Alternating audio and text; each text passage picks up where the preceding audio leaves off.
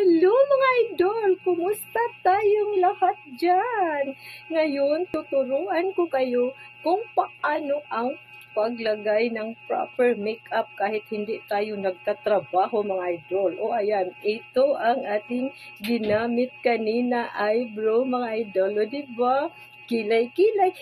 Kumbaga, kilay is life. Diba? Nung una, tinatawag na Kilay 2000 o ito Kilay 2023 mga idol. At saka siyempre hindi mawawala ang ating lipstick. Bigay ito sa aking napaka-paboritong follower.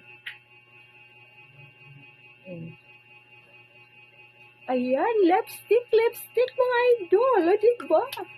At saka siyempre paborito ko rin maglagay ng mascara sa mata, mga idol, diba? Makeup na.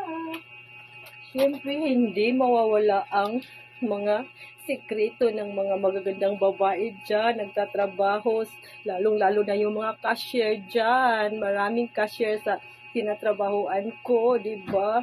Ayan, magpapula ng mga pisngi, o diba, ayan ang paglagay ng proper makeup mga idol. So, makeup na, syempre, smile.